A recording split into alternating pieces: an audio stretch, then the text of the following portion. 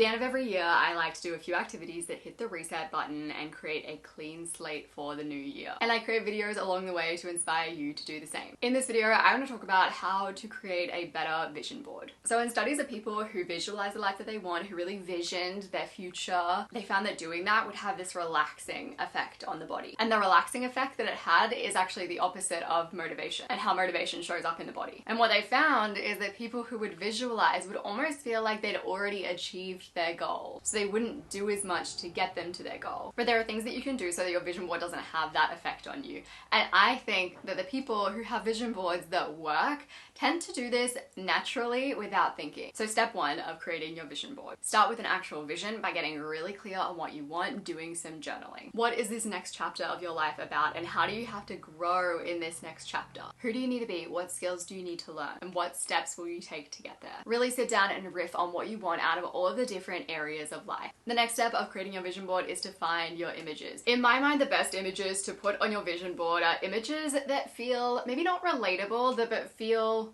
real. For example, you might actually take images of yourself from the past where you're like, yes, the vibe in that photo is good. That's the feeling I want to create this year. Or you might just find photos of scenery that looks like where you live. For example, if I want to get in nature more, nature looks really different in Australia than it would in the USA. You want to make these images feel as real as you can. Another thing you can do with your images, if you are fussy when it comes to aesthetics, is you can chuck a filter on them. This is something that I usually like to do. I haven't done it this year, but usually I'll take all of my photos, I'll put the same filter over them so that everything looks like it matches, kind of like a nice Instagram feed. Not necessary, but some people might want to do it. The next step is to choose how you're going to create your vision board. You might go with paper, you might put it on your door like I have in past years.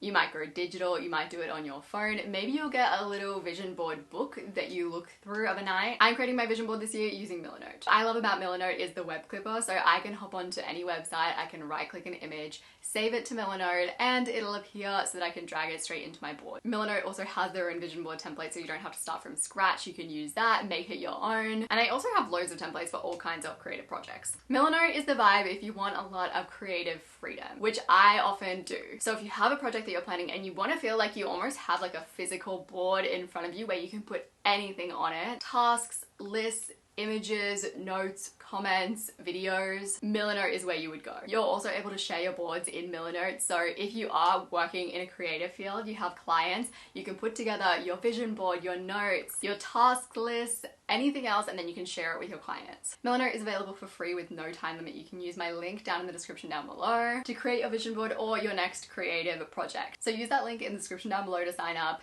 create your next creative project, or your vision board. So this is what my vision board looks like. So up here we have another year of Luke and Shell. Me and Luke have been saying this year it's really been our year, and I really just want to keep that going. So I put a little list of what it'll take to create another year of Luke and Shell. More beach days, more pizza on the beach, more wine on the beach. Something I've been saying for a while is that I feel disconnected, and I was like, okay, maybe this means that I need to like make more friends. And don't get me wrong, making friends definitely a good thing, but I realized that the kind of disconnection that I've been experiencing actually hasn't been from lack of deep connection. What I realized I've been missing is shallow connection, which sounds weird, but since working from home, I'm at home all the time, right? And it's like I don't get those little mini interactions with people that I'm not deeply close to, and I feel like I've really been missing those, and it took me ages to realize like that's what I feel like I've been missing. Those little tiny, almost meaningless, but still really meaningful interactions. So I've got this on my vision board, more co-working, more cafe work, and more community groups. This year I want a huge focus on mindset work, and I've already been focusing so much on mindset work this year. Like I feel like I've been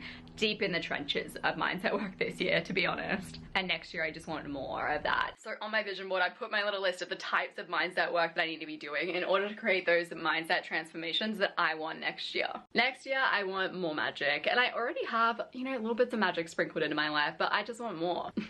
More of what I've already got. So I've got my little list of the moments that I usually find the most magical in my life, and I know for sure if I sprinkle more of those into my life, life will feel more magical. So this is something that I've actually seen other people in business do. It's when they're trying to bring in clients, they'll create empty folders for their future clients that they want to bring in.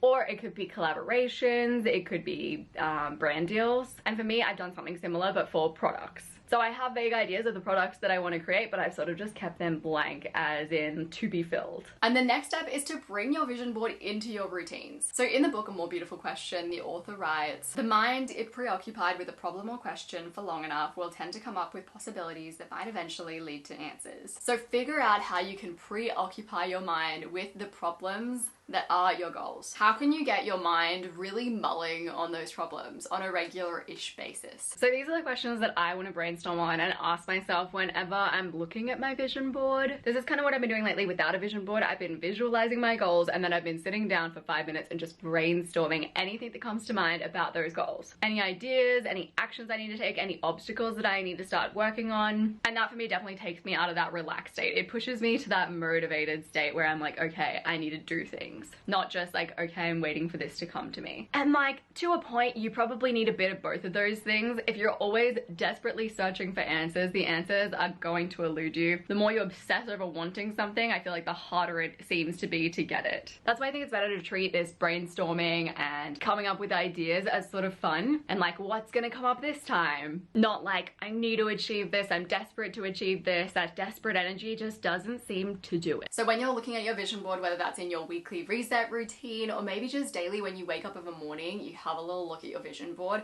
at your mind thinking through questions, things like, what obstacles am I facing that are in the way of me getting here? What am I gonna do to move past those obstacles? There's something to be said about getting obsessed with achieving your goals, but not necessarily desperate to achieve your goals. And I think treating your goals kind of like they are puzzles through brainstorming, through creative thinking is one way to do that. If you like this video, you're probably going to like the rest of the reset series that is on this channel. I'm gonna have a link to that playlist on the screen as well as down below. These are all videos designed to help you create a clean slate for the new year. I appreciate you so much, and I will see you soon.